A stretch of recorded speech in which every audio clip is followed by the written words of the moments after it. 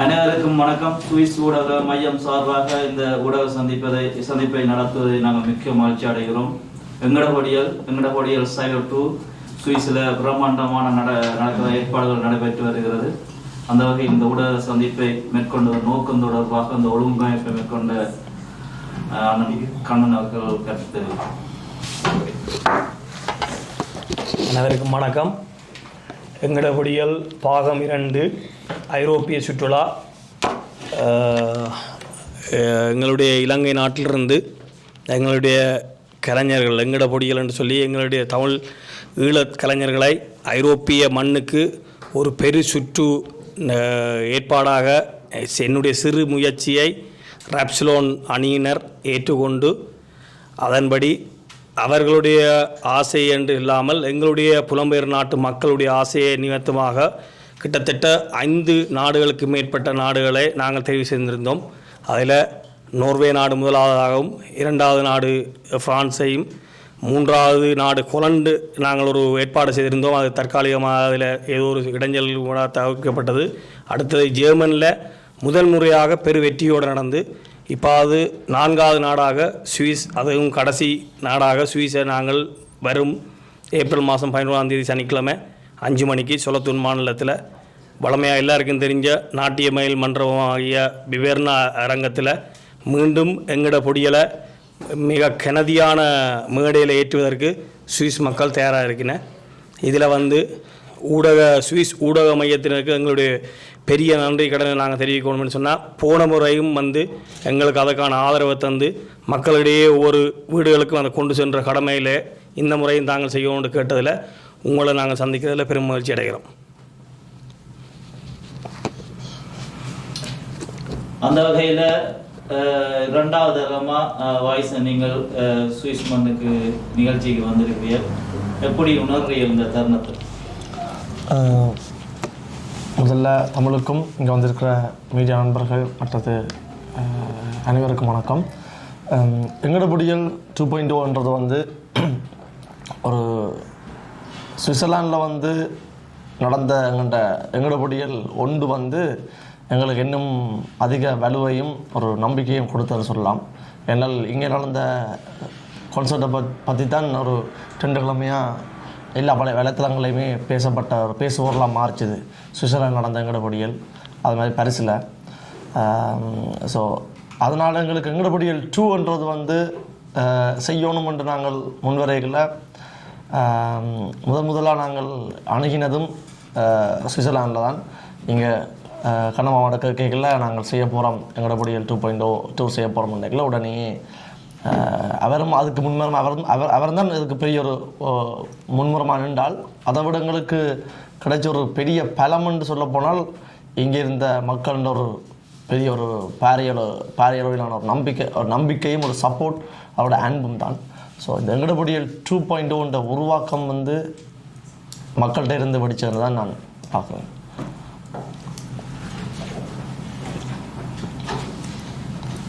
அந்த வகையில் கடந்த பல நாடுகளுக்கு நீங்கள் நிகழ்ச்சி சென்று வந்திருக்கிறீர்கள். புதிய பாடல்கள் பாடுறது, புதிய ஆல்பங்கள் எல்லாம் இங்கே ரிலீஸ் பண்ண போகிற தகவல் வெளியில் வருது. அது சம்பந்தமாக இந்த ஊடக சந்திப்பில் எதுவும் கருத்து தெரிவிக்க முடியும்? இப்போ இதுக்கு முன்னம் 3 கான்சர்ட் முடிச்சுட்டு தான் இப்போ சுவிட்சர்லாந்து வந்திருக்கிறோம். இதுக்கு முன்னுக்கு நடந்த 3 கான்சர்ட்லையுமே ஒவ்வொரு நாட்டிலையும் ஒவ்வொரு புது பாடல்கள் லான்ச் பண்ணி வந்தோம் நாங்கள். உண்மையை சொல்ல போனால் எங்கள்கிட்ட புதுசாக இன்னும் பாட்டு இருக்குது. ஆனால் லான்ச் பண்ணுறதுக்கும் கான்சர்ட்டில் பெர்ஃபார்ம் பண்ணுறதுக்குமான அந்த ஸ்பேஸை க்ரியேட் பண்ண இல்லாமல் இருக்குது. என்றால் எங்கள்கிட்ட ஆல்ரெடி இருக்கிற பாடல்களுக்கு தான் அதிக அளவிலான ஒரு ஆதரவும் அதுக்கான ஒரு எல்லாருக்குமான ஆவல் இருக்குது.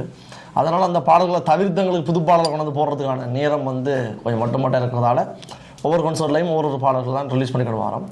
அப்படி பார்க்கல சுவிட்சர்லாண்டில் நான் நினைக்கிறேன், இங்கே சுவிஸில் நாங்கள் மொத்தமாக ஒரு புதிய பாடல்கள் மொத்தமாக ஒரு 4 பாட்டு பெர்ஃபார்ம் பண்ணுவோம். எங்கடபடியல் 1 இல்லாத பாடல்கள் பார்க்க போனீங்கன்னால் குறைஞ்சது 6-7 பாடல்கள் புதிய பாடல்கள் தான் வரப்போகுது. இல்லை அந்த வகையில் எங்கடபடியில் கொண்டாடுற இந்த புலம்பெயர்ந்த தேசத்துக்கும் அல்லது அதுக்கு ஆதரவாக நிற்கிற இந்த வர்த்தக சமூகத்துக்கு நீங்கள் என்ன சொல்ல விரும்புகிறீங்க? எங்களோட வேண்டுகோளும் ஒன்று தான், எங்களோட நோக்கமும் ஒன்று தான். நாங்கள் வந்து ஆல்ரெடி எங்களோட பொடியில் கான்சர்ட்லேயே நாங்கள் கனடா சொல்லியிருக்கிறோம். அன்றைக்கு வந்தோன்னே நாங்கள் டிஸ்கஸ் பண்ண விஷயம் அதுதான். அப்படின்னால் எங்களோட பொடியல்ன்றதை வந்து வர்த்தக சங்கத்தினர் சரி, எங்களோட மக்கள் சரி, எல்லாருமே வந்து வெறுமனே எங்களோட பொடியல் என்று சொன்னாலே வாய்ஸனையோ திசோனையோ அட்விக்கையோ மட்டும் பார்க்காதேங்கோ. எங்களோட பொடியல்ன்றது எல்லாரும் தான். அதாவது எங்களுக்கு முன்னுக்கு இருந்த தலைமுறையில் இருந்த பாடகர்களும் சரி, இதுக்கு பிறகு வர்ற எங்கள்ட பாடகர்களும் சரி, வெறுமனே கலைக்க மட்டுமில்லை, எங்கள்ட நிலம் சார்ந்து எங்கள்ட மண் சார்ந்து இருக்கிற எல்லாரையும் உங்களோட பொடியலாக பாருங்கோ, பார்த்து அவங்களுக்கான ஆதரவை கொடுங்க. என்றால் இந்த ஸ்டேஜ் வந்து வெறுமனே ஒரு தனிப்பட்ட ஒரு எங்கடப்படின்ற ஒரு பேரை தனியாக ஒரு 3 பேர் கொண்டு போன மாதிரி இருக்கக்கூடாது. இது உங்கள் எல்லாருக்குமான பேர் அடையாளம். ஸோ அதை உருவாக்கி கொடுங்கொண்டு நான் வர்த்தக சங்கத்திலையும் மக்கள்கிட்டையும் நான் கேட்டுக்கொள்கிற விஷயம் தான். இந்த தமிழ் ரேப் பண்ணுறது 1980ஆம் ஆண்டு மலேசியாவில் முதல் ஆரம்பிக்கப்பட்டிருக்கு. அது அமெரிக்காவை தழுவி அந்த ரேப் தொடங்கி இருக்கு. அது இலங்கையில் வர்றதுக்கு இல்லை, இலங்கையில் அது பாப்புலர் ஆகிறதுக்கு 1994ஆம் ஆண்டு ஆயிருக்கு அது பாட்டு. அதுக்கு பிறகு இப்போ இந்த இதில் உங்களோட சேர்ந்து சுஜித் என்ற பழைய ரேப்பரெல்லாம் பாட போகிறாங்க. அதுக்கு இவியல் கண்ணன்மையாக்கெல்லாம் ஒழுங்குபடுத்தியிருக்கிறோம். அதை பற்றி என்ன நீங்கள் சொல்கிறீங்க?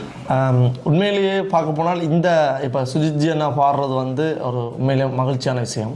ஆனால் அவர் பாட வர்றதுக்கான துவக்க பொருள் எப்படி நடந்ததுன்னு சொன்னால் ஒரு விவாதம் ஒன்று ஸ்டார்ட் ஆச்சு. அப்படின்றால் எங்கட பொடியல் என்றால் வருவானே அவங்க 3 பேர் மட்டும்தானா, எங்கட பொடியல் என்றால் எங்களுக்கு முன்னுக்கு இந்த ரேப்பர் சொல்லாம் இல்லையான்ட்டு. இதை விஷயத்தை நாங்கள் எங்கட பொடியல் ஒன் செய்யல 1 வருஷத்துக்கு முன்னே நாங்கள் சொல்லிட்டோம்.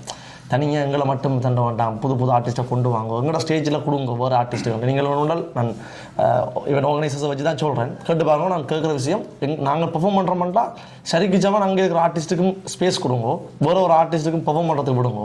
அந்த மேடைன்ற வேல்யூ எங்களுக்கு தெரியும். ஒரு விஷயம் கிடைக்காமல் இங்கே இருந்து தான் நாங்கள் 3 பேர் வந்தோம். அப்போ எங்களுக்கு தெரியும் அதுக்கான கஷ்டமோட உண்டு. ஸோ அதனால் எனக்கு இப்போ சுஜித்ஜி அண்ணா சரி, அது மாதிரி எத்தனை ஆர்டிஸ்ட் வந்து ஏறினாலும் அது ஒரு விவாத பொருளாக மாறி அதால் நல்ல விஷயம் நடக்குதுன்னு சொன்னால், அதால் எங்களுக்கான நெகட்டிவான பிம்பங்கள் உருவாகுது என்றால் அதை நாங்கள் இருக்க தயார். ஏன் நான் சொல்கிறேன் என்றால் அதால் ஒரு 10 கலைஞர் நல்லா இருப்பாங்க என்றால் நல்ல விஷயம் தானே. ஸோ அப்படி தான் நான் பார்க்கலாம். அவங்களுக்கான அடையாளம் கிடைக்கிறதுக்கான ஒரு மேடையாக இருக்குமா இருந்தால், அதால் எங்களுக்கு ஏதாவது விஷயங்கள் விமர்சனங்கள் வருமா இருந்தாலும் அந்த விமர்சனங்களை ஏற்றுறதுக்கு நாங்கள் தயார். ஏன்னா நாங்கள் பார்த்த 1000ல் ஒரு விமர்சனமாக இதையும் எடுத்துக்கொள்வோம் என்று நான் யோசிக்கிறேன். அந்த வகையில் இந்த கலைஞர்களை ஊக்குவிக்கிறதுக்கு அவர்களுக்கு ஆன ஏற்பாடுகள் அல்லது நிகழ்ச்சிகளை ஒழுங்குபடுத்துறது குரு போன்ற இளம் தொழிலதிபர்கள் செயற்படுகிறார்கள். நீங்கள் இனி குருவாக்கள் நீங்கள் இப்படியான கலைஞரை ஊக்கப்படுத்த தயாராக இருக்கிறீர்களா? இந்த மாதிரி ஆமாம். என்னென்றால் இதில் முக்கியம் என்னென்றால் அது அவன் பெருந்தன்மைன்னு சொல்லலாம். புலம்பெயர் தேசத்தில் சுஜித், சந்தோஷ் இப்படிக்கான பேர் இருந்திருந்தாலும் இன்றைக்கு வந்து அத்விக், டிஷோன், வாய்ஸ் நாட்களை ஒவ்வொரு காலத்துக்கும் ஒரு சில பேர் உருவாகினோம். என்ன காலத்துக்கு கலைஞர்கள் காலத்தையே உருவாக்குறவராக இருக்கின்றார்கள். இந்த காலத்தில் வந்து இவர்களை தாண்டி அல்லது இவர்களுடைய பிம்பம் என்ற எணி காலங்கள்லையும் இருக்கும். ஆனால் இப்போ நாங்கள் அதில் எங்கே ஒரு வித்தியாசத்தை பார்க்குறோம்னா, புலம்பெயர் நாட்டில் வந்து பல வசதிகள் இருக்குது. ஏன்னா இப்போ இங்கே உள்ள இந்த டெக்னிக்கள், இங்கே உள்ள முயற்சி இருந்தால் இந்த நாட்டில் எதையுமே நாங்கள் அடையலாம். அதே நேரத்தில் தாயகம்ன்றது வந்து மிகப்பெரிய ஒரு போரை தாண்டி, மிகப்பெரிய ஒரு பிரச்சனைகளை தாண்டி, அழிவுகள் ரத்தங்களை கடந்து வந்திருக்கிற தேசத்து இவர்கள் மாதிரி விதையக்குள்ள இங்கே இருக்கிற எங்களுக்கு ஒரு முதுகெலும்பில் புது ரத்தம் பாஜனமாக இருக்கிறால் அவர்கள் வெறுமனவே ஜனநாயகத்தை மட்டும் படிக்கலை.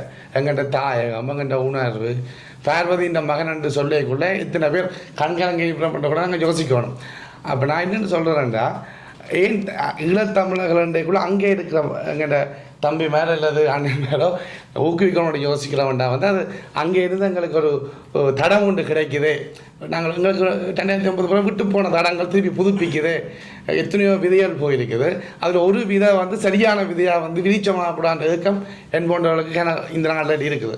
இப்போ அந்த நேரத்தில் வந்து அங்கே இருந்து ஒன்று வரைக்குள்ள அதுக்காண்டி எல்லாரையும் சொல்லுவாங்க. இந்த பிள்ளைகள் யாருன்றாலும் முன்னுக்கு வரணும், தொழிலில் முன்னுக்கு வரணும், கலையில் முன்னுக்கு வரணும், எங்கே முன்னு வரணும். அந்த இடத்துல வந்து நாங்கள் எங்களால் முடிஞ்ச விடயங்களை எங்கெந்த அளவுக்கு உட்பட்டு செய்கிறதுக்கு காத்து கொண்டிருக்கிறோம். அப்போ அதில் இன்றைக்கு என்ன ஒரு வெடித்த நிலத்திலிருந்து ஒரு சீறி வந்த ஒரு புலம்புகளாகத்தான் நாங்கள் பார்க்கணும் உள்ளேருந்து வரைக்கும். இன்றைக்கு இப்போ உதாரணத்துக்கு எனக்கும் இறை நம்பிக்கைக்கும் சரியான அப்பாற்பட்ட ஒரு விஷயம். ஆனால் இன்றைக்கு ஒரு இந்த முருகன் பாட்டு ஒன்று வந்தால் போல அதை நான் காலில் கொண்டு போகிறேன். அந்த என்ன சொல்லுவான் எதை இந்த நேரத்தில் நகர்த்தணும்ன்ற டெக்னிக்காகவே தெரிஞ்சிருக்குது. அதை எல்லாரும் கையாளணும் என்பது கையாளணும். நிச்சயமாக நல்ல முயற்சிகளுக்கு பிறகு நிற்போம். நல்ல எண்ணங்கள் இருக்குது. இப்போ எல்லோரும் கலைகள் தைக்கணும், வளர வேண்டிய கலைகள் சில பேர் தைக்கணும். அதில் வந்து இவர்கள் ஊக்குவிக்கப்பட வேண்டிய சமூக சிந்தனையோட சில பொருட்களோட சில விஷயம் வருகிறபடியா.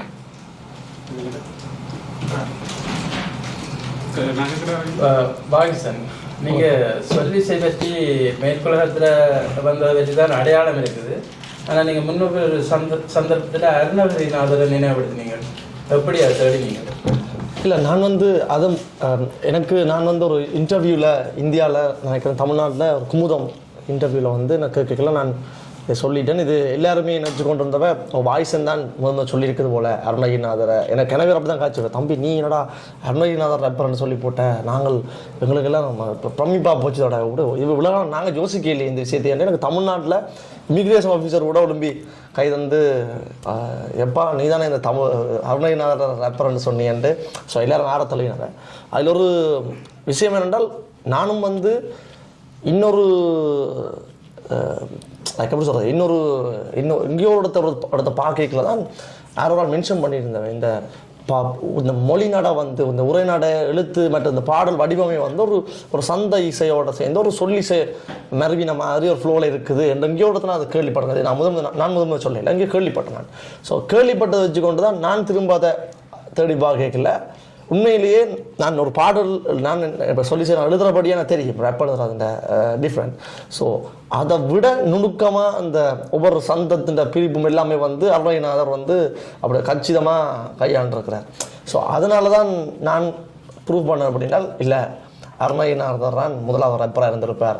ஸோ எப்படி அதோட முருகன்ன்றது வந்து ஒரு சாதாரண கடவுள் கிடையாது, அது ஒரு தமிழுக்கான கடவுள், ஒரு புரட்சி கடவுள். அவரோட புரட்சி கடவுளை தாண்டி ஒரு படை நடத்தின ஒரு பெரிய ஒரு அரசன் தான் என்னோட வேலன். ஸோ அப்படிப்பட்ட ஒரு முருகனை கொஞ்சம் மாலை ஹைப்பாக்கி எடுக்கணும் என்றால் ஒரு ரப் மாதிரியான ஒரு பாட்டு ஒரு சந்த இசையில் பாடினா தான் அதுக்கு கொஞ்சம் உருவர்ன மாதிரி வருவார். ஸோ கண்டிப்பாக அருணகிரிநாதர் ஒரு ரப்பராக இருந்திருப்பார் என்றது என்னுடைய ஒரு ஊகிப்பு, அவ்வளோதான். அது மாதிரி இப்போ அண்ணா முதல் ஒரு கேள்வி கேட்டார், அதை நான் மிஸ் பண்ணதுக்கு வான் சொல்லணும்னு நினச்சிட்டு இந்த சொல்லி இப்போ ரீசனாக நான் பாரிஸ் போயிருந்தேன்.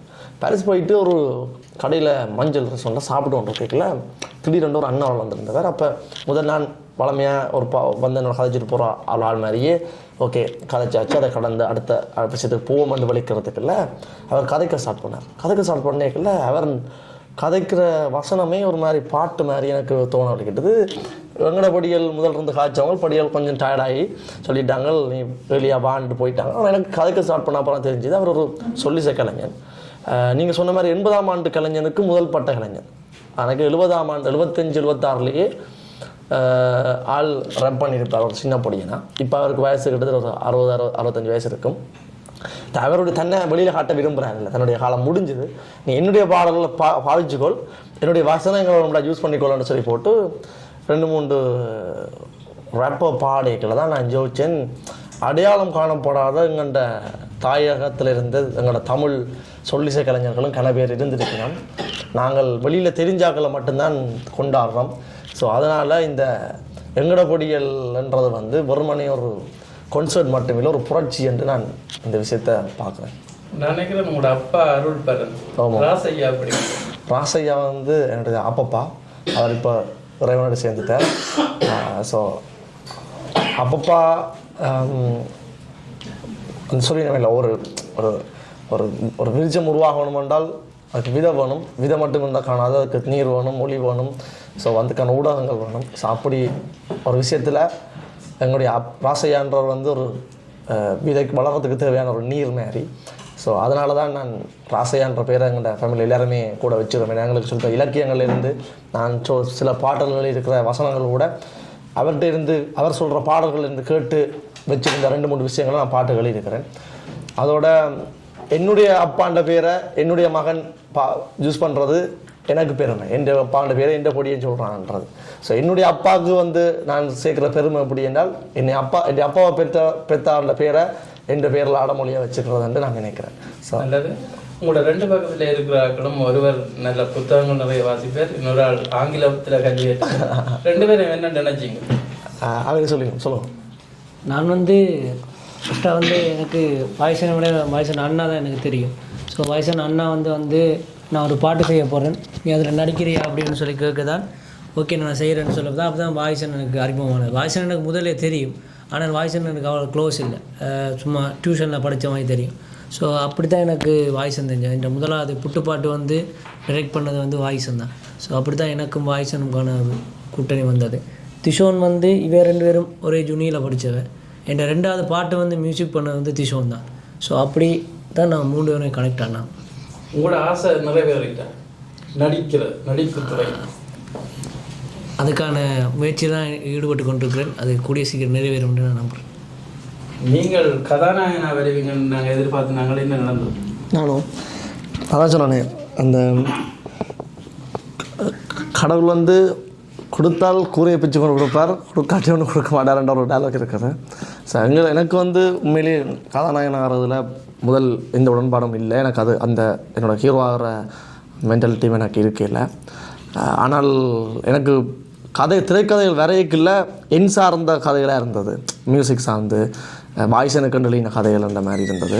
ஸோ அதனால் ஓமெண்ட் சொன்னேன் நான். ஆனால் எனக்கு என்ன பிரச்சனைனா, அந்த ஐரோப்பா சுற்றுப்பயணம் 2 ஸ்டார்ட் பண்ணோன்னே என்னோடய ஷூட் எல்லாம் வந்து அப்படியே ஸ்டார்ட் பண்ணது எல்லாமே அப்படி போஸ்ட் பண்ணிப்பட்டுருக்குது. ஸோ அதனால் இப்போ ஒரு மொத்தமாக 4 படம் ஹீரோ சைன் பண்ணியிருக்கிறேன். ஸோ அது ரிலீஸ் பண்ணுறதுக்கு கொஞ்சம் டைம் எடுக்கும். அவர் நானும் வந்து எப்படி யோசிக்கிறேன்னா, கொஞ்சம் டைம் எடுத்தால் என்னையும் இன்னும் வலுப்படுத்தேன். அட்விகா நான் வந்து ஆக்டிங்குக்கண்டே ஃபுல்லாக தன்னை ப்ரிப்பேர் பண்ணி வச்சுருவாள். ஸோ அவருக்கு சடனாக ஒரு விஷயத்தை பண்ணணுமெண்டா, ஹீரோ பண்ணணுமென்றால் ஆள் சிம்பிளாக பண்ணிட்டு போயிடுவார். பட் நான் வந்து வாய்ஸனை ஒரு 10 கான்சர்ட்டில் பாட சொன்னீங்கன்றால் கண்டினியூவாகவும் பாடுவேன். பட் ஆக்டிங்கிறது எனக்கு புதுசு தான். ஸோ அதை பற்றி நானும் கொஞ்சம் லேர்ன் பண்ணி கொண்டிருக்கிறேன். எனக்கு தெரிஞ்சு இந்த வருட முடிவுக்குள்ளே ஒரு படம் ரிலீஸ் ஆகும்னு நம்புகிறேன். கிளிநொச்சியில் நின்று ஒரு மேடையில் அங்கே வீரம் படிக்குமா போல ஒரு பாட்டு வந்தது, மக்கள் ஆரவாரித்தார்கள். அப்போ அந்த நேரமும் கூட மனநிலையில் பட்டது. நான் இது என்னோடய கான்சர்ட்லேயே சொன்னேன், கட்டாயம் கான்சர்ட்லேயே பெரிய கதைப்பேன். கிளிநொச்சி மண்ணில் வந்து உண்மையாக சொல்ல போனால் இந்த ஊடக சந்திப்பில் ஒரு விஷயத்தை சொல்கிறேன், பொதுப்படவே. அதாவது எங்கள்கிட்ட இருக்கிற ஒரு மிகப்பெரிய எங்களோட தமிழ் மக்கள் எல்லாருமே சிலாக சொல்கிறவ தமிழாக்களில் வந்து ஒற்றுமை இல்லை என்ற ஒரு விஷயம் சொல்கிறேன். எனக்கு தெரிஞ்ச வரைக்கும் எங்களோட தமிழாக்கள் தான் எல்லாரையும் விட ஒற்றுமையான ஆக்கள் என்று நான் பார்க்குறேன். அதோட தாண்டி அதுக்குள்ள பிரிவினை வர்றதுக்கான காரணம் எல்லா இடமுமே ஒரு சில கரைகள் இருக்குதாங்க. அந்த கரையில் நாங்கள் தட்டி விட வேண்டியது தான் எங்கள்கிட்ட மெயினான விஷயம். அது எல்லா இதுக்குள்ளேயும் இருக்கும். எல்லாரோட ஒப்புடைகளையும் எனக்கு தெரிஞ்சு தமிழாக்கள் நாங்கள் ஒற்றுமையான ஆக்கள் தான் நான் பார்க்குறேன். எங்களோட தேசத்தில் இருந்து ஒரு சில அந்த எப்படி சொல்கிறது, இந்த குட்டையை குழப்புற மாதிரி ஒரு சில ஆக்கள் வந்து ஏதாவது விஷயத்தில் மாறி மாறி கதைப்பினோம். அதில் எனக்கு இப்போ ரீசெண்டாக வந்து இந்த பிரதேசவாதம் சம்மந்தமான விஷயங்கள் இருக்குது. யாழ்ப்பாணம், கிளிநொச்சி, மட்டக்களப்பு, மன்னர், வவுனியா, நாங்கள் வன்னி அப்படி இப்படின்னு இந்த ஒரு பிரதேசவாதம் சம்மந்தமாக இங்கே இருந்து பெரியாள், நான் பெரியாள் நீ எனக்கு என்ன சொல்கிறேன் என்றால், எங்கள்கிட்ட இருக்கிற பெரிய ஒரு ஆயுதமும் எங்கள்கிட்ட இருக்கிற பெரிய பலமுமே நாங்கள் எல்லாரும் வந்து தமிழால் ஒன்றிணைஞ்சு நிற்கிறது தான். ஸோ வேறு மொழி பிரதேசத்தில் இருக்கிறோம்ன்றதை வச்சுக்கொண்டு ஒரு ஆளை தாழ்த்தி ஒரு ஆளை உயர்த்தி கதைக்கிறது, ஸோ அந்த விஷயம் எல்லாம் வந்து எங்கள்கிட்ட பார்வையில் அப்படி கதைக்கிறாங்களே நாங்கள் ஒரு மதிப்பை கொடுக்க மாட்டோம். அப்படி ஒரு மென்டாலிட்டியில் தான் நாங்கள் இருக்கிறோம், எந்த பெரிய ஆளாக இருந்தாலும். அதனால் எங்களை கிளிநொச்சியில் நீங்கள் கேட்ட கேள்விக்கு நான் சொல்கிறேன் அப்படின்னா, கிளிநொச்சி மண்ணில் 2 நாளைக்கு முன்னே தான் அனௌன்ஸ் பண்ணுறாங்க எங்களோட பொடியில் வராங்கள்ண்டு. கிட்டத்தட்ட 3000-4000 பொடிகள் அந்த க்ரௌடில் ஒரு கான்சர்ட்.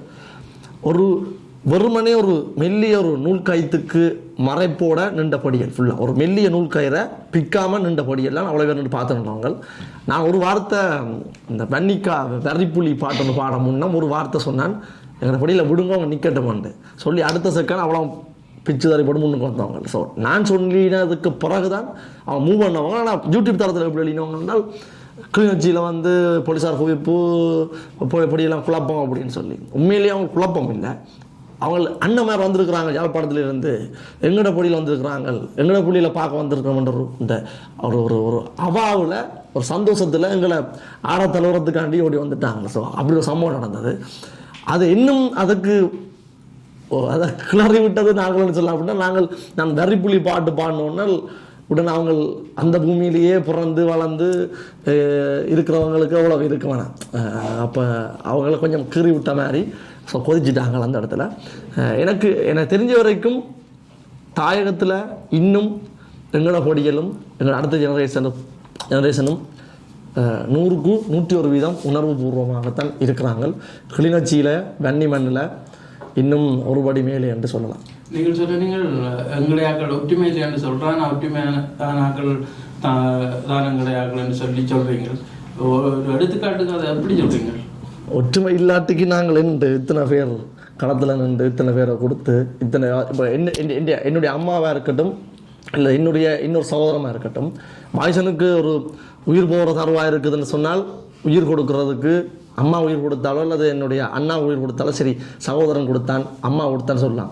நான் எங்கே பிறந்திருக்கிறேன்னு எங்கே வளர்ந்துன்றே தெரியாமல் இன்னொரு பிரதேசத்தில் வளர்ந்து இன்னொருத்துலேருந்து வளர்ந்து எங்களோட அடுத்த சந்ததி வாழணுன்றதுக்காண்டி எத்தனையோ ஆயிரம் பேர் உயிரை கொடுத்துருக்குறாங்க என்றால் அதுதான் ஒற்றுமை, அதுதான் தியாகம். ஸோ அதை வேறொரு நாட்டோட ஒப்படைக்கல என்னோட நாட்டில் இத்தனையோ படி மேலே தான் நாங்கள் நிற்கிறோம் நான் நினைக்கிறேன். ஸோ அதால் தான் நான் ஒற்றுமையை சொல்கிறேன். அம்மா பற்றி சொல்லியிருந்தீங்க. அம்மா பாட்டு எழுதுறவ என்ன பாட்டு அம்மா அடிக்கிற பாட்டு பாடினீங்க? அம்மா எழுதின பாட்டு என்றால் நான் எழுதுகிற எல்லா பாட்டுமே அம்மா எழுதின பாட்டு தானே. ஏன்டா என்னையே உருவாக்கின அம்மான்றபடியா. ஸோ எனக்கு என்னுடைய அம்மா கொஞ்சம் அம்மா பக்தி பாடல்கள்லாம் அவளுக்கு கொஞ்சம் விருப்பம். அப்போ அவாண்ட எழுத்து மொழிநடையெல்லாம் எங்கள் அம்மாண்ட எழுத்து வடிவங்கள்லையும் கடல் சார்ந்து எழுதியக்குள்ள கொஞ்சம் கடல் பரப்போல் யூஸ் பண்ணி எழுதியிருப்பேன் அந்த பாடல்களில். எனக்கும் கடல் சார்ந்து எழுதுறது பாட்டில் பிடிக்கும். பாய்சன் எழுதுகிற லிரிக்ஸில் எனக்கு கதைக்கிறாங்க சொல்கிற விஷயம், நீ கடலை பற்றி தொட்டி என்றால் ஒரு மாதிரி எங்களுக்கு உணர்வுபூர்வமாக இருக்குதுண்டு. நான் நினைக்கிறேன் போன உறவில் நான் கடலோடு சேர்ந்து தான் பிறந்து வளர்ந்தபடியான தெரியலை. ஸோ மேபி எனக்கும் கடலுக்கும் ஒரு காதல் இருக்குது. எதிர்காலத்தில் நீங்கள் சாதிக்கணும் என்று விரும்புகிறது ஒரே ஒரு சாதனை தான். எங்கட படிக்கிற முறையில் எல்லாரும் ஒற்றுமையாக இப்போ இருக்க ஆர்டிஸ்ட் எல்லாரும் சேர்ந்து ஒரு பிரம்மாண்டத்தை இப்போ இப்படி எங்கட படிக்கிற கான்செர்ட் என்றால் ஒரு ஆட்டம் காட்டுவாங்கன்னு சொல்லி நம்பி இவ்வளோ பேர் வர்றீங்களோ அதை எதிர்காலத்தில் எல்லா ஆர்டிஸ்ட்டும் நின்று ஒற்றுமையாக வாய்ஸனாக்கள் வர்ற கான்செர்ட்டில் நாங்கள் பாட மாட்டோம் அல்லது அவையில் பாடுற கான்செர்ட்டில் நாங்கள் பாட மாட்டோம் என்று அடிபடாமல் எங்களுக்கு எல்லாரும் உண்டு தான், யாரும் பெர்ஃபார்ம் பண்ணலாம். எங்களுக்கு இது ஒரு களமாக தான் பார்க்குறோம். ஸோ அதனால் நாங்கள் இப்போ பாய்சன் வளர்ந்துட்டாங்க, இவங்க பெரிய ஆக்கள் ஆகிட்டாங்க, எங்களை மதிக்கமான அப்படியும் கிடையாது. நாங்கள் சின்ன கீழே இருக்கிறோம், எங்களோட பெரிய ஆக்கள் போவோம்னு எங்களுக்கு பயமண்டு அப்படியும் கிடையாது. இந்த தளம் எல்லாருக்குமானது. உரிமையோடு எடுத்து கேளுங்கோ, எங்களோட இவென்ட் செய்யாக்கிட்ட கேளுங்கோ. அப்படி யாரும் தலைமுறை தரம் மறுத்தா நேரடியாக எனக்கு எழுதலாம். பாய்சனில் எனக்கு கான்செர்ட் உங்களோட பெர்ஃபார்ம் பண்ண எனக்கு முடியலை பண்ண போகிறேன்ட்டு அதுக்கான வாய்ப்பை நானே உருவாக்கி தருவேன். எங்கள்கிட்ட ட்ரீம்ன்ட்டு சொன்னால் எங்கள்கிட்ட நோக்கமும் எங்கள்ட ஆசையும் எங்களுக்கான ஏதோ ஒரு விஷயங்கள் அடையாளங்களை உருவாக்கி கொண்டிருக்கணும். அடுத்த சந்ததிக்கு எங்களோட விஷயங்கள் போய் சேரணும்ன்றதான். ஸோ அதான் எங்களோட நோக்கம், அதான் எங்களோட கனவு. என்னர்கள் என்னென்றால் போராட்டம் படம் தொடர்பான ஆடியோ உங்களோட இந்த நிகழ்ச்சியில் வெளியிட காத்திருக்கு. அது சம்பந்தமாக எதுவும் இந்த சந்திப்பில் தகவல் தெரிவிக்க முடியும்? போராட்டம் ஈழத்தில் உருவாக்கி கொண்டிருக்கிற படம். இந்த படத்தில் நான் பாட்டு எழுதியிருக்கிறேன். முதல் ஒரு பாடலில் ஒரு சின்ன சொல்லினா இப்போ ஒரு முழு பாடல் எழுதியிருக்கிறேன், பாடியிருக்கிறேன். அந்த பாடல் சுவிஸில் தான் லான்ச் பண்ண பயணம் நினைக்கிறேன் படத்தில் பாடலே. போராட்டம் ஐபிசி ப்ரொடக்ஷனால் திரு கந்தையா பாஸ்கரனால் உருவாக்கப்பட்டு ரீகன் கதாநாயகன் நடித்து பூவன் அவர்கள் இசையமைத்து அதில் தம்பி வாய்ஸனுடைய தன்னுடைய குரலால் ஒரு முழு நீள பாடல் வர்ற எங்கட பொடியல் மேடையில் முதலாக ஒரு ஐரோப்பிய நாட்டில் எங்களுடைய நாட்டில் உருவாக்கப்பட்டிருக்கிற படத்தை நாங்கள் ஒரு இசைப்பேழையாக வெளியிடாமல் ஒரு இசைப்பேழையில் வார ஒரு பாடலை எங்களோட மேடையில் நாங்கள் வெளியிடுறோம். இவருக்கு 2 நாளைக்கு முதல் தான் அந்த தகவலும் தெரியும். என்னன்னு சொன்னால் திரு கந்தையா பாஸ்கரன் எங்களோடும் எங்களுடைய இளைஞர்களுடைய கலைப்பயணத்திலையும் பெரிய பங்காற்றி கொண்டிருக்கார். அவரை என்னுடைய வேண்டுதலுக்காக இந்த மேடையில் அந்த பாடல் நாங்கள் கட்டாயம் வெளியிட எனக்கு விருப்பம் நீங்கள் தருவீங்கன்னு கேட்ட பொழுது அதை ஒரு ப்ரொடக்ஷன் கம்பெனி உரிமையாளர் இல்லாமல் நட்பின் ரீதியாகவும் அதே நேரத்தில் புலம்பெயர் நாடுகளுக்கு வந்து அந்த பாடல் வந்து சேரணும். அதுவும் தம்பின்ற பாட்டு வந்து அந்த மேடையில் வந்து கனதியா அந்த மேடை இன்னும் ஒரு புதிய பாடலை இவர்கள் இப்போ கடந்த பரிசில் நடந்த நிகழ்ச்சியிலே ஒரு பாடல் வெளியிட்டிருக்கீங்க. இப்போ வர்ற எங்கட நிகழ்ச்சியில் ஒரு புதிய பாடலை வெளியிடணும்னு சொல்லி எங்களுடைய ஆசையின் நிமித்தமாக அந்த பாடலை எங்கள்கிட்ட தந்திக்கினேன். அதை மிக பிரமாண்டமாக அந்த அந்த நிகழ்வில் ஒதுக்கி அந்த பாடலை வெளியிடுறதுக்கு தயாராக இருக்கிறோம். அதே போல் வாய்சன் சொன்ன கருத்து எங்களுடைய பொடியல் எங்களுடைய கலைஞர்கள் இது ஒரு சஞ்சலமான ஒரு நல்ல நீரில் இருக்கிற பாசி மாதிரி தான் அந்த அந்த சின்ன சின்ன சலசல்கள் வெகு விரைவில் இப்போ முதல் படியாக வந்து ஃப்ரான்ஸில் வந்து ஒரு ஒற்றுமை ஒரு குடையின் கீழே ஒரு சேர் கலைஞர்கள் சேர்ந்திருக்கிறார்கள். வெகு விரைவில் எங்களால் முடியாட்டியும் ஏதோ ஒரு ரீதியில் எங்களுடைய பங்களிப்போட ஈழக்கலைஞர்கள் ஒற்றுமையான ஒரு மேடையில் கட்டாயம் வந்து எங்களுடைய மக்களுக்கான தங்களுடைய கலைப்பயணங்களை மிக சிறப்பாகணும். என்னென்னா நான் எல்லா கலைஞர்களோடையும் தொடர்புபட்டுருக்கேன். அதில் பேர் குறிப்பிட தேவையில்லை. கிட்டத்தட்ட உலகளாவிய ரீதியில் மக்கள் மனதில் குடியிருக்கிற எக்கச்சக்கமான கலைஞர்களோடு நான் தொடர்பில் இருக்கிறபடியாக அவர்கள் எல்லாருமே ஒரு குடையில் ஒரு ஒரு ஒரு இன்றைக்கு ஒரு நாளைக்கு இப்போ இது 2வது தடவை நாங்கள் எங்களுடைய முயற்சியாக இந்த நிகழ்வு நடத்துகிறோம். 5 வருடத்துக்கு இடையில் கிட்டத்தட்ட 50 வெற்றி கலைஞர்கள் மேடையில் இருக்கிற ஒரு காலம் வந்து சேரும். அது ஒரு தருமை அங்கே சின்ன சின்ன சலசலப்புகள் மனஸ்தாபங்கள் இருக்கும். அதெல்லாம் கலந்தறியப்பட்டு அந்த மேடை வந்து நாங்கள் அமைச்சு அந்த இடத்துல வந்து மக்களுக்கு முன்னால் கொண்டு வந்து அவையில் நிறுத்துறது எங்களுடைய பெரிய ஒரு கடமையாக அதை பயன்படுத்தி வெகு சீக்கிரம் அதை கொண்டுருவோம். இந்திய பெரிய கலைஞர்கள் என்று சொல்லி நாங்கள் இங்கே கொண்டு வந்து எத்தனையோ பெரிய முதலீடுகளை கொண்டு வந்து ஏற்கனவே அவர்கள் பிரபலமானவர்களை கொண்டு வந்து பிரபலமாக்க வேண்டிய அவசியம் என்னுடைய இல்லை எங்களுடைய நிறுவனங்களுக்கு தேவையில்லாத நிலையில் எங்களுடைய கலைஞர்களுக்கான அடுத்த கட்ட பெரிய நிகழ்வுகளை ஏற்பாடுகள் நடந்து கொண்டிருக்கிறது. அது வரும் வருடம் அது ஒரு கட்டத்துக்கு தாண்டி போகணும் பொழுது ஒரு 5 வருடங்களில் நீங்கள் உங்களுடைய பத்திரிகையாளர் கேட்ட மாதிரி அவலா கலைஞர்களும் ஒரு குடையின் கீழே வர்ற காலம் வந்தே சேரும். சரி, அதை நான் இந்த முதலாவது கேள்வியாக கேட்குறதுக்கு இருந்ததுதான். ஏனென்றால் விஜயந்தன், பார்வதி விவாதம் அம்மா, மற்றது கோகுல நாக்கள், சுகுமாரன் நாக்கள் எல்லாம் விரிக்கணும். அவையிலையும் இணைச்சு ஒரு பரந்துபட்ட ஒரு கலந்த ஒரு நிகழ்வாக இருந்திருக்குமா இருந்தால் மேலும் சிறப்பாக இருந்திருக்கும். அதுக்கு நிகழ்வு ஏற்பாட்டாளர்கள் அடுத்த முறை நீங்கள் ஒரு நிகழ்வு செய்ய அது சாத்தியப்படுமா? நிச்சயமாக நீங்கள் கேட்ட கலைஞர்களில் வந்து முக்கியமாக சுகுமாரன் அவர் சுயினமாக காரணமாக தன்னுடைய இசைப்பயணத்தை தொடராத நிலையில் இருக்கிறார். கந்தபுஜேந்தன் இந்த போன வருடம் வருவதாக இருந்தார், வர முடியவில்லை. அதே நேரத்தில் பார்வதி சிவாவுடைய நிலைமை எல்லாருக்கும் தெரியும். இந்த பெருங்கலைஞர்கள் எங்களுடைய மண்ணின் பெருங்கலைஞர்கள் போற்றப்பட வேண்டியவர்கள், பெருமைப்பட வேண்டியவர்கள், அவர்களை நாங்கள் கொண்டு வர வேண்டிய. ஆனால் அவருடைய வயது மூப்பு காரணமாக இந்த நாட்டுக்கு நாங்கள் இறக்கலாம் இருக்குது. ஆனால் அதை போல அதை தழுவிய எத்தனையோ இப்போ நீங்கள் பேர் குறிப்பிட்ட மாதிரி உதாரணத்துக்கு கடந்த கிழமை ஒரு சமூக வலைத்தளங்களில் பிரபலமான காங்கிரஸ் துறை பிரபலமாக கொண்டு ஒரு ஒரு ஒரு காத்தான் கூத்து பாடகர் ராசன் அண்ணா அவருக்கு கூட நான் தொடர்பு கொண்டு கேட்டிருந்தேன். அடுத்த வருடம் உங்களை கோகுலன் மூலமாக இலங்கையின் வடக்கு மாகாணத்தின் கலைஞர்களுடைய சங்கத்தலைவர் தம்பி கோகுலன் சாந்தனன் எங்களுடைய தேசப்பாளர் சாந்தனனோட மகனன் போன முறை வந்திருந்தார். இந்த முறை அவர் வர்ற 6ஆம் மாதம் அவருக்கான நிகழ்வு, அதனால் அவர் வரையலாம் இருந்தது. அவர் ஊடாக நாங்கள் அவரை கேட்கும்போது கட்டாயம் நிச்சயமாக அப்படி நாங்கள் தேடி இப்போ தானே சமூக வலைத்தளங்கள் வடிவாக எங்களுக்கு அடையாளம் தர்றதுக்கு ஒவ்வொரு மூக்குமுடல்லையும் வந்திருக்கிற கலைஞர்கள் அடையாளம் தர ராசனண்ணாவை நான் நேரடியாகவே அண்ணன் வார வருஷம் உங்களுக்கான இந்த கோணமாமலை எங்கள் பெருந்தலைவன் அந்த பாட்டை வந்து நீங்கள் எங்கட மேடையில் பாடணும்னு சொல்லி அவரும் பெரும் மகிழ்வோடு வந்து அதை சொல்லியிருக்கிறார். தான் கட்டாயம் அவர் ஒரு அண்ணாவியார். அந்த அண்ணாவியாரை கூட நாங்கள் தேடி கொண்டு வந்து இந்த புலம்பெயர் நாடுகளுக்கு கொண்டதற்கான முயற்சியில் கட்டாயமாக வெற்றிகரமாக செய்தே முடிப்போம். அதில் முயற்சி இல்லை, வெற்றிகரமாக செய்து முடிப்போம். ராசனா போல எத்தனையோ இலைமறைகாயாக வந்து வடக்கு மாகாணத்திலேயோ கிழக்கு மாகாணத்திலேயோ எங்களுடைய தமிழ் பிரதேசங்களில் இருக்கிற கலைஞர்களை கொண்டு வர ஏற்பாடுகளையும் அதே நேரத்தில் வெற்றிகரமாக செய்து முடிப்போன்ற நம்பிக்கை இந்த நேரத்தில் உங்களுக்கு சொல்கிறேன். மற்றது நிகழ்வு ஏற்பாட்டாளர் உங்களோட பக்தர்கிட்ட ஒரு கேள்வி இருக்கு. என்னென்னால் இப்போ கலை ரீதியாக ஆக்களை கூப்பிடல ஆக்கள் வரவினம் பார்க்கணும். இலக்கியம் சார்ந்த எங்களோட இலக்கிய படைப்பாளிகளை கூப்பிட்டு சந்திச்சு அவையில முன்னேற்றத்துக்கு ஏதாவது திட்டம் இருக்காங்க? இப்போ உதாரணத்துக்கு வெட்டி செல்வியா காவாஸ் முருகவேல் அகர முதல்வன் எங்கள்கிட்ட ஒரு பெரும் காத்திரமான இலக்கிய இந்த முன்னுக்கு இருக்கிற சயந்தன் இல்லை அது ஒரு பெரிய எனக்கு ஒரு பெரிய ஆதங்கமாகவே இருக்குது. ஏன்னா அவங்க வரலாறு எழுதி கொண்டு இருக்கிறாங்க, நல்ல காத்திரமான படைப்பு இருக்கிறாங்க. எங்கள்கிட்ட ஒரு பெரிய ஒரு கூரை ஒன்று இப்போ உருவாகி இருக்குது. அதுக்குள்ளால அவைகளை எடுத்து நீங்கள் ஏதாவது ஒரு நிகழ்ச்சியோ இல்லாட்டி ஒரு சந்திப்போ இல்லாட்டி அவைகளை ஊக்கப்படுத்துகிற மாதிரியான எங்கள்கிட்ட ஒரு பொறிமுறை இல்லை. அப்படி ஏதாவது இருக்குதா? நிச்சயமாக நாங்கள் மீண்டு வர வேண்டிய இனமல்ல, தாண்டு போயிருக்கிற இனம். இந்த இனத்தின் இலக்கியங்கள் கட்டாயம் வந்து இலக்கணமாக பதியப்பட வேண்டிய ஒன்று.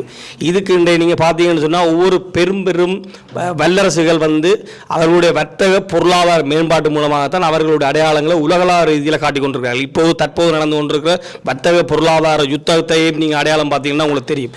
இதே போல் இப்போ நீங்கள் சொல்கிற மாதிரி இலக்கியம் இல்லை, எங்களுக்கு தேவையான எந்த பதிவுகளாக இருக்கட்டும், ஒரு தெருக்கூத்தாக இருக்கட்டும், அந்த பதிவுகள் பதியப்பட வேண்டியவை. அவைகள் மூலமாகத்தான் எங்களுடைய வடுக்களும் வலுக்களும் நாங்கள் வெளியே கொண்ட காலங்கள் இருந்தது. கடந்த 32 வருடங்களாக எங்களுடைய தேச போராட்டத்திலே இலக்கியமாக இருக்கட்டும், தெருக்கூத்தாக இருக்கட்டும், இல்லாட்டி கவிதைகளாக இருக்கட்டும், பாடல்களாக இருக்கட்டும், இவை அனைத்துமே எங்களுடைய அதாவது எங்களுடைய இருமாப்பை தூக்கி முன்னிறுத்திய ஒரு விஷயத்தை வர்த்தகர்கள் என்று நாங்கள் சொல்ல போனால் சொன்னால், இது வர்த்தக ரீதியாக நான் ஒரு புத்தக வாசிப்பாளனாக இலக்கியத்தான் இருக்கிறேன். எனவே வந்து நீங்கள் அதற்கான சகல இப்போ உதாரணத்துக்கு நான் தம்பி வாய்ஸனை தேடுற மாதிரி இல்லாட்டி கரணன்னையோ இல்லாட்டி சயந்தன்னையோ இல்லை இணுவையூர் மயூரனையோ இல்லாட்டி அண்ணன் மூத்த பத்திரிகையாளர் கனகரவி அண்ணையோ இல்லாட்டி வேதா அண்ணையோ எங்களை தொடர்பு கொண்டு இங்கே யாருமே உங்களுக்கு மறுப்பு சொல்வதற்கு எவருமே இல்லை. எல்லாருமே எங்களுக்கு தேவையானதை நாங்கள் செய்கிறதுக்கு தயாராக தான் இருக்கிறோம். அதாவது எங்களுக்கும் எங்களுடைய இனத்தின் விடுதலைக்கும் எங்களுடைய இனத்தின்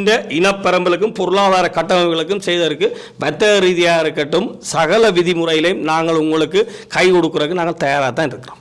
நன்றி.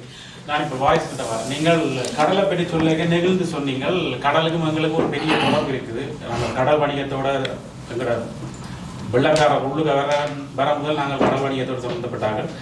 கடல் இல்லைன்னா தமிழீழம் இல்லை. என்றைக்கு கடல் கையை விட்டு போச்சோ அன்றைக்கு தமிழீழம் இல்லாமல் போயிட்டு.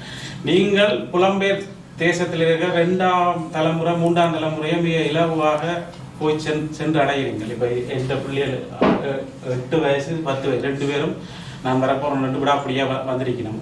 நான் நினைக்கிறேன் கூட வலியவழியில் பார்த்த இதில் எங்களோட வீடு குறைஞ்ச ஒரு 250 தடவை பார்த்துருக்கணும். இந்த பாட்டு எல்லா பாட்டையும் குறைஞ்ச. அப்போ எங்களோட அமைப்பு எங்களோட அரசு நிறைய நல்ல திட்டங்களை வச்சிருந்தது. நீங்களே அப்படியான நல்ல திட்டங்களை உங்களோட வரிகள் ஊடாக இந்த 2ஆம் தலைமுறையில்ட கொண்டு போகக்கூடாது. உதாரணத்துக்கு தாலிரண்டு ஒரு அமைப்பு இருந்தது, குருகுலம் மண்டை இருந்தது, இது மாதிரி நிறைய விஷயங்கள் இருந்தது.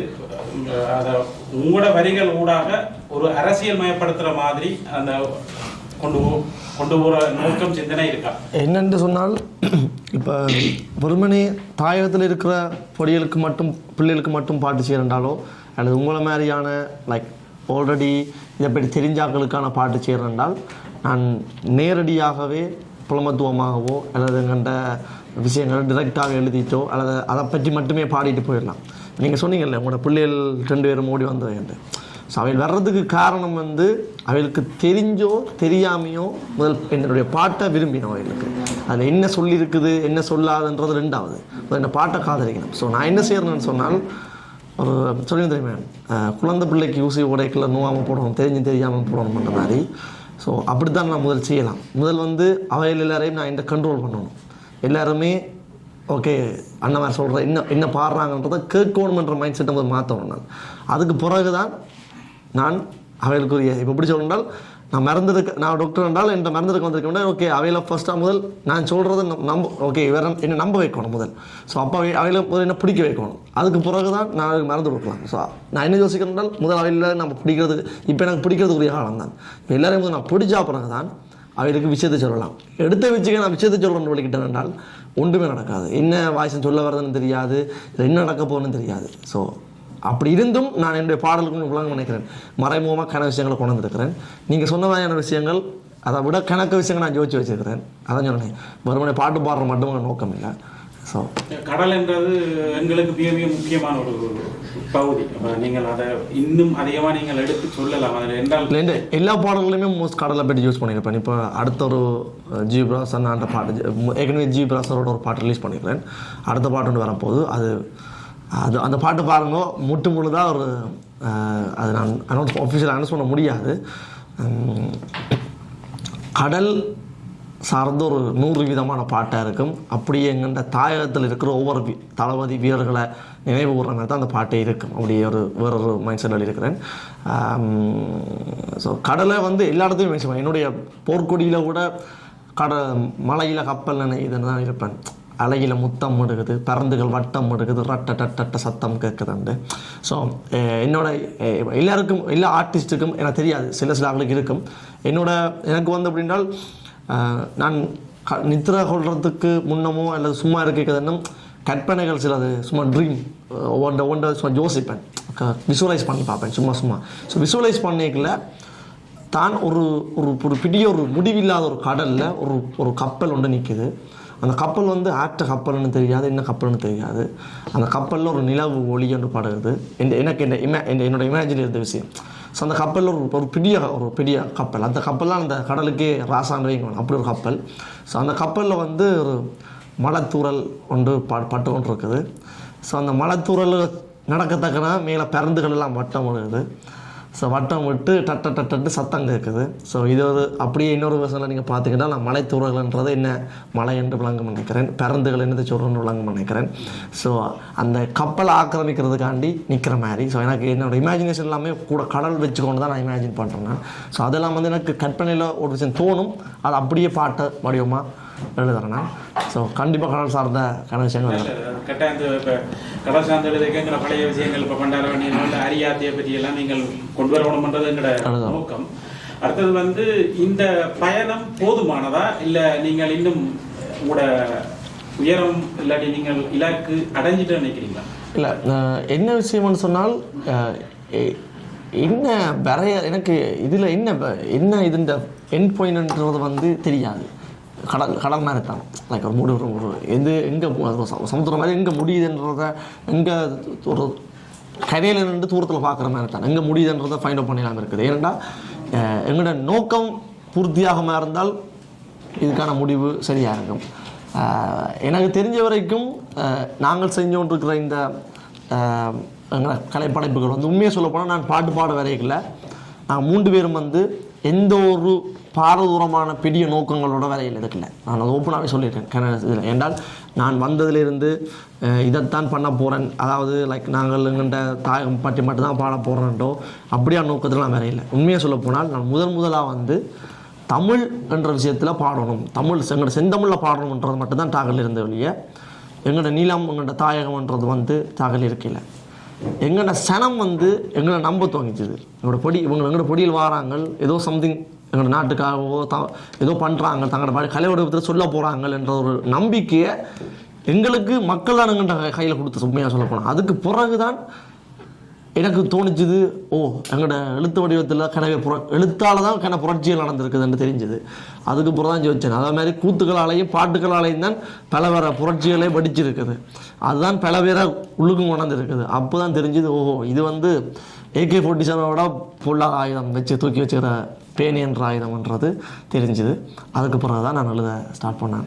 சரி, நீங்கள் இப்படி ஒரு உயரத்துக்கு போகவே இல்லை, எங்கட புத்தகம், எங்கட சினிமா, எங்கட படியல், எங்கட இசை என்ற ஒரு சூதாட்டமா ஒரு வணிகமா மாறிக்கொண்டு வருகுதுன்ற ஒரு விமர்சனமும் இருக்கு. அதுக்கு நீங்கள் என்ன சொல்ல என்ன சார்? இப்போ இப்படி தான் என்ன சொல்கிறதுனால் ஒரு விஷயம் நடக்கல அதுக்கான விமர்சனம் வந்து கட்டாயம் இருக்கும். மற்றது ஒருத்தன் இப்போ எப்படி சொல்கிறோம்னால் ஒரு ஆளை பார்த்து ஐயோ கஷ்டப்படுறானே அப்படி யோசிச்சுட்டு இருக்க மாட்டா. அவன் நெடு கஷ்டப்பட்டு கொண்டே இருக்கணுமெண்டா. அப்போ எதுக்கு ஐயோ கஷ்டப்படுறாங்க ஜோசி, அவன் நல்லா இருக்கணுன்றதான விஷயம். இப்போ நான் என்ன சொல்கிறேன், எங்கட பொடியல்ன்ற கான்செப்ட் வந்து உருவாகுதுண்டா, ஐயோ எங்கட பொடியலுக்காண்டி பார்க்க போகணுமென்று போகக்கூடாது. எங்கட பொடியல் செய்கிறாங்க கான்செப்ட்ன்றது மாதிரி மாறணும் என்றதான் எங்களோட நோக்கம். ஆரம்பாலத்தில் ஐயோ எங்கட பொடியில் சப்போர்ட் பண்ணணுமென்று போனோம். அது மாறி எங்கட பொடியில் வந்து வேற கான்செப்ட்லேருந்து கூப்பிட்டு கொண்டு வர்ற மாதிரியான பிம்பத்தை மாற்றணுமென்றதாங்க நோக்கமே ஒழிய வணிக ரீதியாகவோ பண ரீதியாகவோ அதிகம் உழைக்கணுமெண்டா. நான் பயோமெடிக்கல் சயின்ஸ் படித்தேன். நான் மெடிக்கல் ஃபீல்டில் போயிட்டு உழைச்சிட்டு வடிவாஸ் கையில் உழைச்சி கொண்டு வடிவா அம்மா அப்பாவோட சந்தோஷமாக வீட்டோடய இருக்கலாம். அட்விகனாக்கும் வந்து அவருக்கான ஃபெசிலிட்டி, அவர் வேலை செஞ்ச இடத்துல நல்லா தான் வேலை செஞ்சு வந்தவர், நல்ல காசு எல்லாமே வந்துட்டு இருந்தது. அவர் அதை விட்டுட்டு தான் வந்திருந்த ஃபீல்டுக்குள்ள. திசோன் சாஃப்ட்வேர் இன்ஜினியரிங் படித்தவன். அது மாதிரி ஓனா மியூசிக் ஸ்டூடியோ வச்சுருக்கிறேன், எல்லாம் செய்கிறார். ஸோ எங்களுக்கு தனிப்பட்ட ரீதியாக எங்களை வளர்க்கணும்னு நாங்கள் யோசிச்சிருந்தோம்னு சொன்னால் இதுக்குள்ளே வந்திருக்க மாட்டோம். நான் உங்களுக்கு ஒரு உதாரணம் சொல்கிறேன். நீங்கள் எல்லோரும் உங்களோட வீட்டில் இருக்க ஒரு படியை நான் யோசிச்சு பாருங்க. நான் ஒரு கதை சொல்கிறேன்.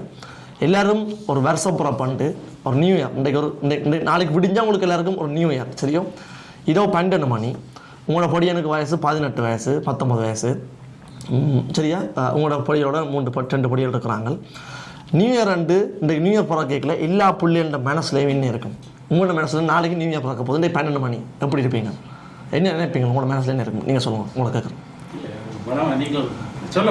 எல்லாத்த மனசுலையுமே 12 மணி என்ன நாளைக்கு இந்த வருஷத்துலேருந்து சும்மா செழிப்பாக இருக்கணும், சந்தோஷமாக இருக்கணும் என்ன யோசிப்பீங்க. அப்படியான ஒரு நாள் எல்லாரும் பட்டாசு கொளுத்தி கொண்டாடி கொண்டிருக்கீங்க. 3 படிகள் மலையில் நினைஞ்சு கொண்டு ரோட்டில் கை கட்டி கொண்டு நிற்கிறாங்க சரியா. என்ன ரீசனுக்காண்டினா திரும்ப யாழ்ப்பாணத்துக்கு போகிறதுக்கு கையில் காசு இல்லை. வீட்டை அடித்து கேட்டால் அம்மா காசு அனுப்புவா அல்லது காசு கேட்கலாம். ஆனால் நாங்கள் இந்த துறைக்கு வந்துட்டோம், எல்லாத்தையும் விட்டுட்டு நாங்கள் இதுக்குள்ளே சாதிச்சு காட்டுறோம்ண்டு. ஸோ வீட்டு அம்மாட்ட எடுத்து காசு கேட்டேன்டா என் அம்மா வந்து யோசிப்பா இந்த பிள்ளை இதுக்கு விட்டுட்டனே நாளைக்கு என்னென்று பண்ணுறதுக்கு சவை பண்ணுவான்னு யோசிப்பான்றதால காசு கேட்க பயத்தில் 3 பேரும் எல்லாரும் பட்டாசு கொளுத்தி அங்கே பாடின ஆர்டிஸ்ட் கூட ஹோட்டலில் இருந்து வடிவாக ஜொலி பண்ணி ஃப்ரெண்ட்ஸோட பார்ட்டி பண்ணி கொண்டு கேட்கல. நாங்கள் 3 பேரும் ரோட்டில் நின்றுறாங்க மழை நினைஞ்சு கொண்டு உலகம்.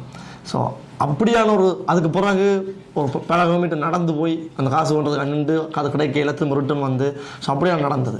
ஸோ எங்களுக்கு பின்னுக்கு இருந்த வேலைகளும் பிரச்சனைகளையும் எல்லாத்தையும் நாங்கள் சொல்லி கொண்டும் இருக்க இயலாது. ஏன்னு சொன்னால் அதெல்லாம் பண்ணாட்டிக்கு வெற்றி கிடைக்காது. ஸோ அதெல்லாம் பண்ணியே ஆகணும்.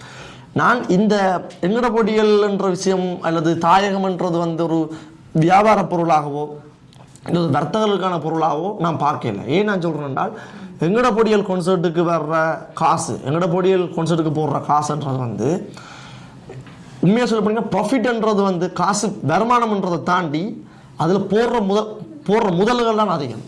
அதோட கனடாவில் உங்களுக்கு தெரியும் நினைக்கிறேன் ஒரு தமிழ் கம்யூனிட்டி சென்டர் கட்டுறதுக்கு எங்கட பொடியல் கான்சர்ட்லேருந்து வந்த காசை எடுத்து யூஸ் பண்ணுவேன். அதே மாதிரி எங்கட பொடியல் கான்சர்ட்டில் நடக்கிற எல்லா நடக்கிற கான்சர்ட்டில் வர்ற பணங்கள் ஈழத்துக்கு தான் போய் சேருது. அப்படி ஒரு தோட்டில் எங்களோட கதைச்சா தான் நாங்களே சைன் பண்ணுறாங்களா அக்ரிமெண்ட்டில் நாங்கள் உங்களோட கான்சர்ட் பண்ணுறோம்ட்டு. அதாவது நாங்கள் வர்த்த நோத்தில் பண்ணுறோம் வாய்ஸ் உங்களுக்கு இவ்வளோ பர்சன்டேஜ் இது வரைக்கும் ஒருத்தர் கான்சர்ட் பண்ணுன்னு சொல்லி சொன்னால் நான் இருந்து பாட்டு பாடுறது நிப்பாட்டுறேன். நான் யாரோடையும் பர்சன்டேஜ் கதைச்சி செஞ்சது கிடையாது. அப்படின்னு செஞ்சவங்களுக்கான காசு வரும். நாங்கள் சொல்கிற விஷயம் எங்களுக்குரிய பணம் இவ்வளோ தர்றீங்கள் என்றால் அது எங்களுக்குரிய போதுமானது.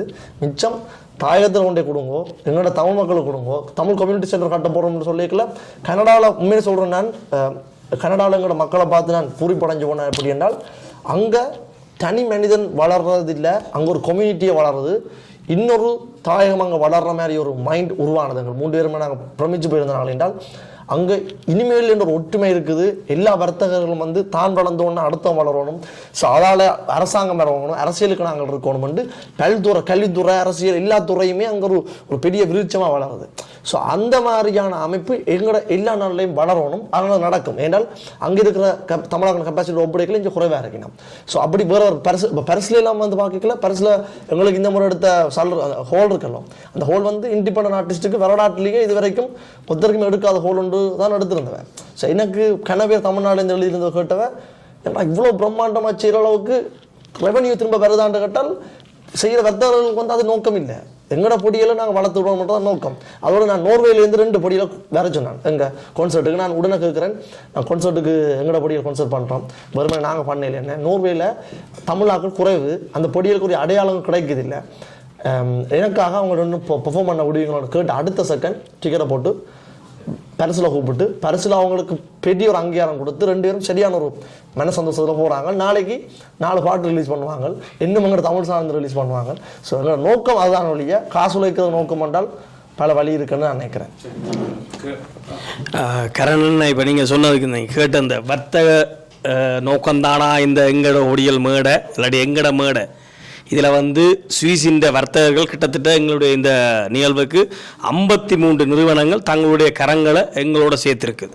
இதில் அவைக்கு எந்த ஆதாய பொருட்களும் இல்லை. இல்லாட்டி இதை நாங்கள் செய்கிற இந்த ப்ரொடக்ஷன் கம்பெனியாக இருக்கட்டும், இல்லாட்டி இதுக்கான உழைக்கிற எந்த மனிதர்களுக்குமே ஆதாயமற்று தான் நாங்கள் வேலை செய்ய வேண்டிய கடப்பாட்டில் இருக்கிறோம்னு சொன்னால் உங்களுக்கு எல்லாருக்குமே தெரியும். இதில் எல்லாருமே நீங்கள் பார்ப்பீங்க, மண்டபத்தில் எல்லாருமே இதில் நிகழ்வுகளை செய்தாக்கலாம். நீங்கள் கரணையாக இருக்கட்டும் எல்லாருமே நிகழ்வு முக்கியமாக இந்த வர்த்தகர்கள் இந்த நிகழ்வுகளை செய்யும்போது எந்த காலத்திலையுமே வியாபார லாப நோக்கமற்ற நிலையில தான் எல்லா நாடுகள்லையும் சுவிஸில் இந்த சுவிஸில் வந்து கிட்டத்தட்ட வந்து எங்கள்கிட்ட வந்து என்னோட நேரடியாக தொலைபேசி எடுத்து என்னோட விதண்டாவதப்பட்டாக்கள் கூட இருக்கிறேன், எங்களோட நிறுவனங்கள் உங்களுக்கு பங்களிக்கிறதுக்கு தயாராக இருக்கிறேன், நீங்கள் எங்களை தொடர்பு பண்ணலைன்னு சொல்லி.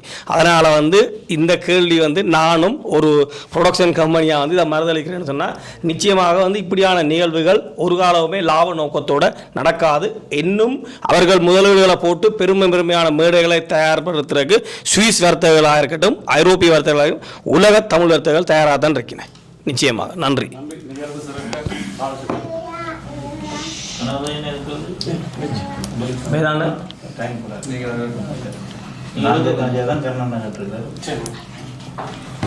சரி, கடைசியாக அது கேள்வி. இன்னும் சில நாட்கள் இருக்கிறது எங்களுடைய டூருக்கு. இந்த மக்களுக்கு ஒரு பகிரங்கமான செய்தி என்ன சொல்றீங்க? இதுவரைக்கும் ஐரோப்பாவில் நடந்த கான்சர்ட்டில் வந்து நான் 2.0 ஸ்டார்ட் பண்ணும் வரைக்குமே, அதுக்கு முதல் நடந்த கான்சர்ட் வரைக்குமே நான் எல்லா இடமுமே கதைச்ச விஷயம், சுவிஸில் வந்து உண்மையை சொன்ன மாட்டீர்கள் கிட்டத்தட்ட 2 நிமிடங்கள் வந்து கதைக்க விடாமல் கரகோஷம் கேட்ட ஒரு மேடை என்றால் சுவிஸ் மேடை தான். உண்மையாக சொல்கிறேன். ஏன்னு சொன்னால் என்ன நான் கொன்சர்ட்டில் பாடேக்கில் நான் ஒரு போருக்கு போகிற ஆள் மாதிரி ஒரு மைண்ட் செட்டில் நிற்கிறேன். நான் கண்கலங்கிற ஒரு மைண்ட் செட்டில் நிற்கிறேன். எங்களே கண்கலங்க வச்ச மோடை சுவிட்சர்லாந்து மோடை. உண்மையாக சொல்ல போனால் லாஸ்ட் நடந்த கொன்சர்ட் வந்து அப்படி ஒரு சந்தோஷத்தையும் ஒரு மகிழ்ச்சியும் கொடுத்தது. காரணம் எங்கள்ட மக்கள் கொடுத்த சப்போர்ட் தான். எங்களுக்கு நீங்கள் கட்டாயம் வாங்கோ அல்லது எங்களை படியலுக்காண்டி வாங்கோன்றது கேட்குறத தாண்டி கான்சர்ட்டுக்கு வந்து பாருங்கோ. எங்களோட பொடியல் முதல் இருந்ததை விட ஏதாவது மாற்றம் இருக்குதா, ஏதாவது செஞ்சுருக்கிறாங்களா, இல்லை சேம் அதே மாதிரி தான் இருக்கிறாங்களான்றது நீங்கள் வந்து பார்த்தா தான் தெரியும். ஸோ வந்து பாருங்கன்றது தான் எங்களோட கேள்வி. நிச்சயம் இந்த முறையும் உங்களோட இந்த நிகழ்ச்சி மிகப்பெரிய பிரம்மாண்ட வெற்றியோடு தான் கொண்டு திரும்புவீர்கள். நன்றி. நன்றி.